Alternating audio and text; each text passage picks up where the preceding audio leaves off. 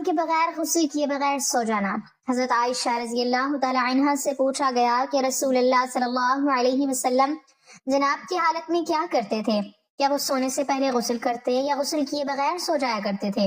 حضرت عائشہ فرماتی ہیں، بسم اللہ الرحمن الرحیم، اسلام میں طہارت اور پاکیزگی کو بنیادی حیثیت حاصل ہے۔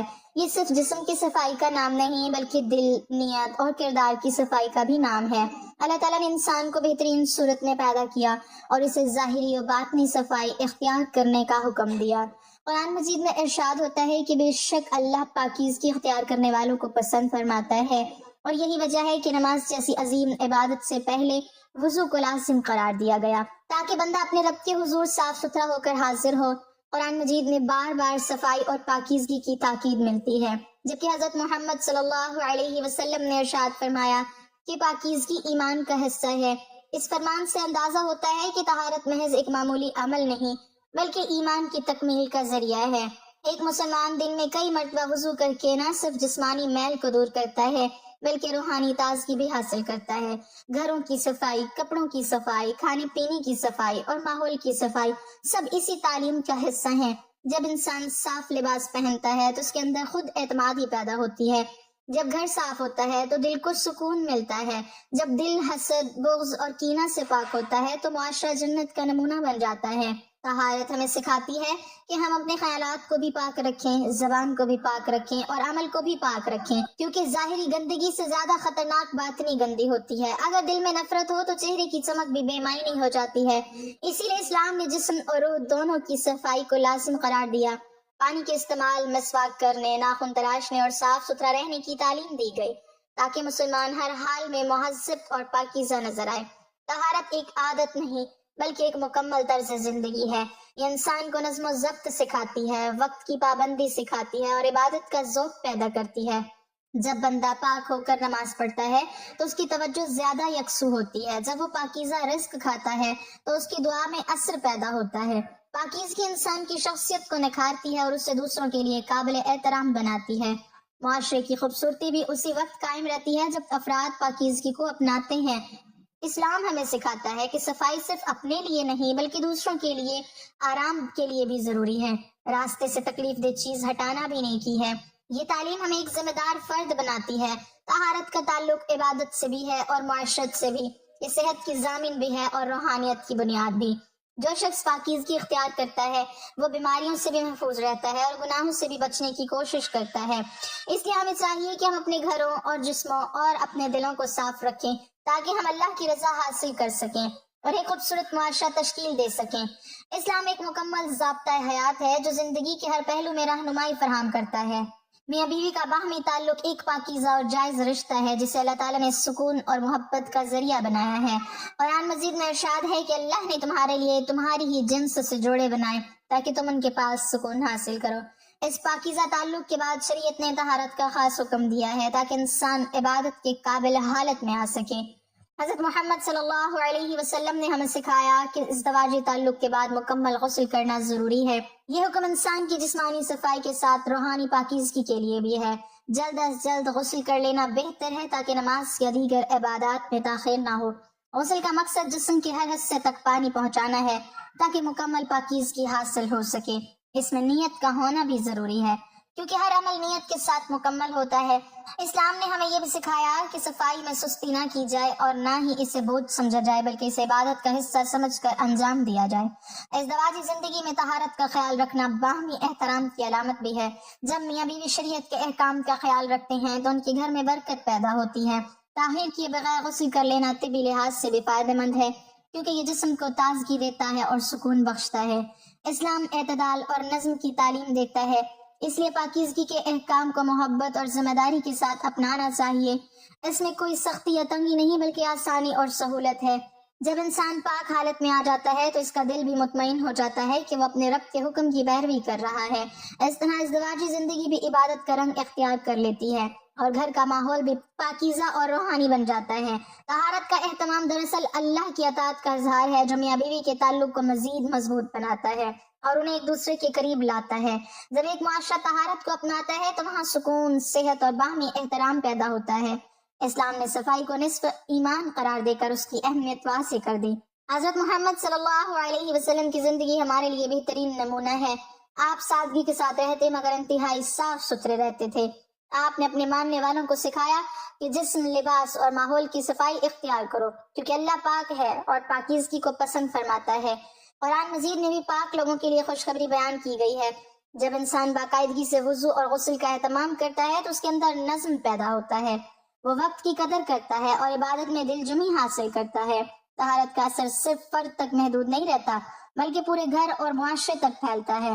صاف گھر میں سکون ہوتا ہے، صاف دل میں محبت ہوتی ہے اور صاف نیت میں اخلاص ہوتا ہے۔ جب ہم پاکیزگی کو اپنی روزمرہ زندگی کا حصہ بنا لیتے ہیں تو ہماری شخصیت میں وقار آتا ہے، لوگ ہم سے متاثر ہوتے ہیں اور ہم ایک مثبت مثال بن جاتے ہیں۔ طہارت بیماریوں سے بچاؤ کا بھی ذریعہ ہے اور روحانی بلندی کا سبب بھی۔ یہ ہمیں ذمہ داری کا احساس دلاتی ہے کہ ہم اپنے ارد گرد کے ماحول کو صاف رکھیں۔ عبادت سے پہلے کی صفائی ہمیں یاد دلاتی ہے کہ ہم ایک عظیم ہستی کے سامنے کھڑے ہونے جا رہے ہیں۔ اس احساس سے دل میں عاجزی پیدا ہوتی ہے۔ طہارت ہمیں ظاہری و باطنی حسن عطا کرتی ہے، یہ ایمان کو تازگی دیتی ہے اور دل کو سکون بخشتی ہے۔ اگر ہم اپنی زندگی میں پاکیزگی کو مستقل عادت بنا لیں تو ہمارا گھر، ہمارا معاشرہ اور ہماری عبادت سب سنور سکتے ہیں اور ہم اللہ کی رضا کے قریب ہو سکتے ہیں۔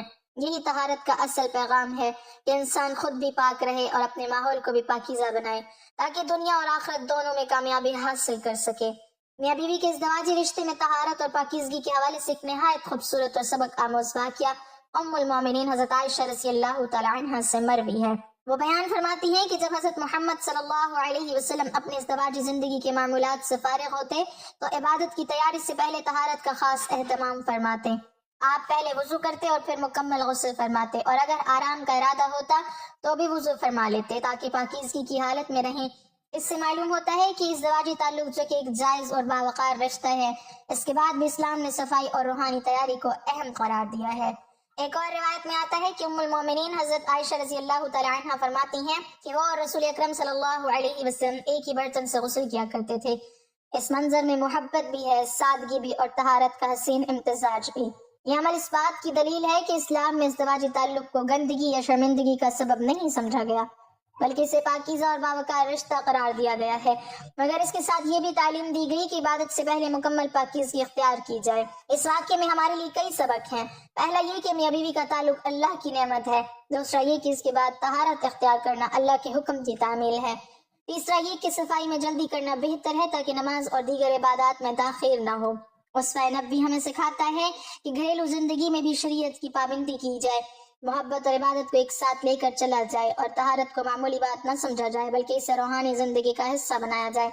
جب میاں بیوی اس سنت پر عمل کرتے ہیں تو ان کے گھر میں سکون، برکت اور باہمی احترام بڑھتا ہے۔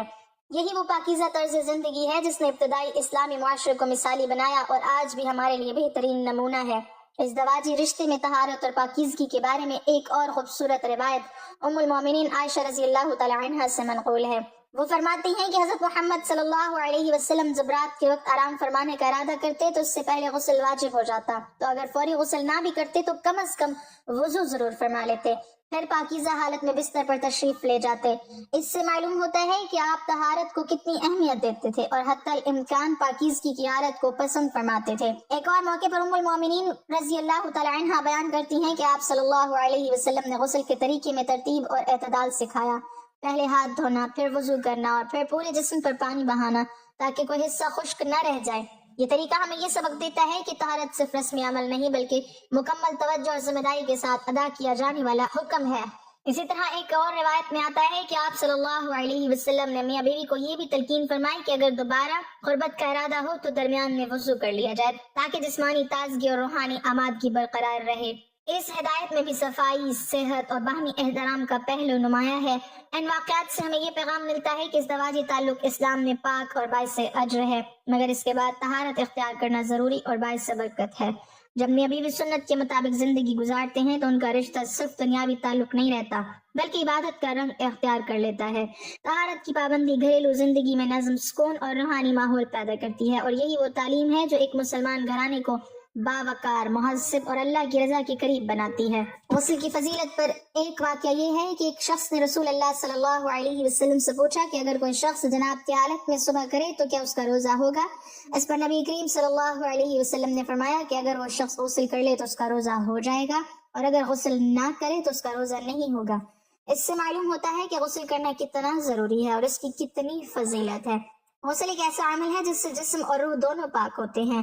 غسل کرنے سے گناہ معاف ہوتے ہیں، جیسا کہ ایک حدیث میں ہے کہ جو شخص اچھی طرح غسل کرتا ہے وہ اپنے گناہوں سے اس طرح پاک ہو جاتا ہے جیسے وہ ابھی ماں کے پیٹ سے پیدا ہوا ہو۔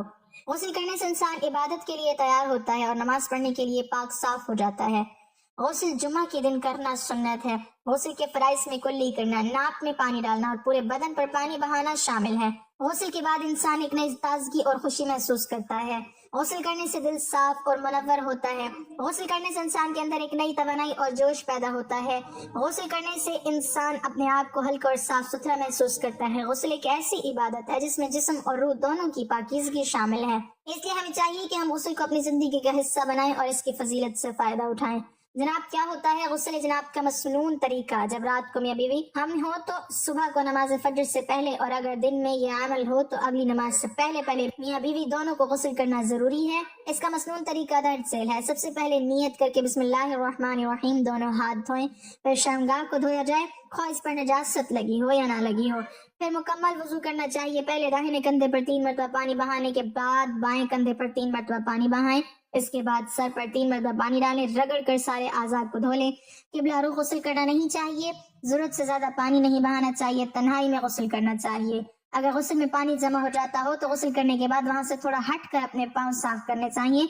اگر کسی عورت کی چوٹی پہلے سے بندھی ہوئی ہو اور اسے غسل جناب کی ضرورت پیش آئے تو اس پر چوٹی کھولنا لازم نہیں، بلکہ بالوں کی جڑوں تک پانی پہنچانا کافی ہوتا ہے۔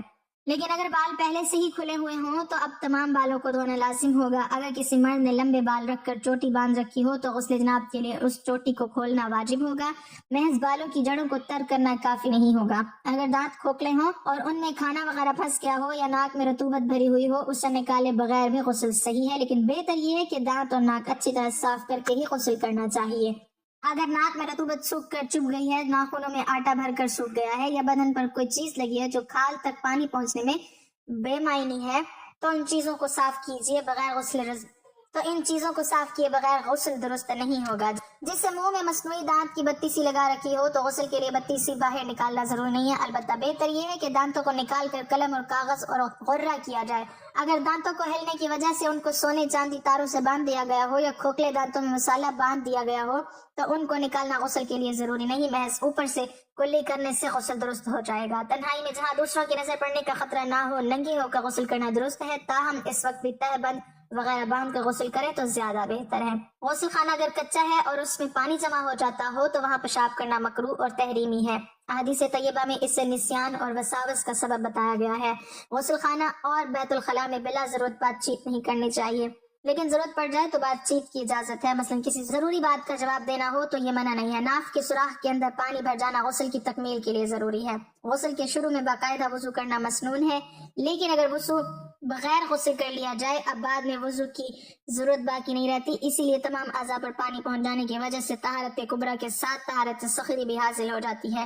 نماز جمعہ عیدین کے لیے غسل کرنا مسنون ہے اور یہ سنت صحیح قول کے مطابق نماز سے قبل غسل کرنے ہی سے حاصل ہو جاتی ہے۔ اگر عید اور جمعہ ایک ہی دن پڑھا جائے اور اس روز غسل جناب کی بھی ضرورت ہو تو ایک ہی غسل سے جمعہ اور عید کی سنتیں بھی ادا ہو جائیں گی، لیکن ثواب کے حصول کے لیے سب کی نیت کرنا ضروری ہے۔ حج اور عمرے کا احرام باندھتے وقت اور میدان عرفات میں زوال کے بعد حاجی کے لیے غسل کرنا مسنون ہے۔ حضرت ابو ہریرہ بیان کرتے ہیں کہ رسول اللہ صلی اللہ علیہ وسلم نے فرمایا، کیا میں تمہیں ایسا عمل بتاؤں جس کے ذریعے اللہ خطائیں معاف کر دیتا ہے اور درجات بلند کرتا ہے؟ صحابہ نے عرض کیا، کیوں نہیں اللہ کے رسول، ضرور بتائیے۔ آپ صلی اللہ علیہ وسلم نے فرمایا، ناگواری کے باوجود مکمل طور پر وضو کرنا، مساجد کی طرف سے زیادہ قدم چل کر جانا اور نماز کے بعد دوسری نماز کا انتظار کرنا، یہی سرحدی چھاؤنی کی حفاظت ہے۔ حضرت ابو ایوب جابر اور انس سے روایت ہے کہ جب یہ آیت، اس میں ایسے لوگ ہیں جو اس بات کو پسند کرتے ہیں کہ پاک صاف رہیں اور اللہ صاف رہنے والوں کو پسند کرتا ہے۔ رسول اللہ صلی اللہ علیہ وسلم نے فرمایا، انصار کی جماعت، اللہ نے پاکیزگی کے بارے میں تمہاری تعریف کی ہے، تمہاری پاکیزگی کیا ہے؟ انہوں نے عرض کیا، ہر نماز کے لیے وضو کرتے ہیں، غسل جناب کرتے ہیں اور پانی سے سندا کرتے ہیں۔ تو آپ صلی اللہ علیہ وسلم نے فرمایا بس یہی وجہ ہے، چنانچہ تم اس کی پابندی کرو۔ رسول اللہ صلی اللہ علیہ وسلم نے فرمایا تم میں سے کوئی ایسے غسل خانے میں پیشاب نہ کرے، پھر وہ اس میں غسل کرے یا وضو کر کے، کیونکہ زیادہ تر وسوسے اسی پیشاب سے ہوتے ہیں۔ دعا ہے کہ اللہ تعالیٰ میرا سنانا آپ کا سننا اپنی بارگاہ الہی میں قبول اور منظور فرمائے، آمین ثم آمین۔ ناظرین، کمنٹ باکس میں اللہ تعالیٰ کے 99 ناموں میں سے ایک نام ضرور ٹائپ کریں۔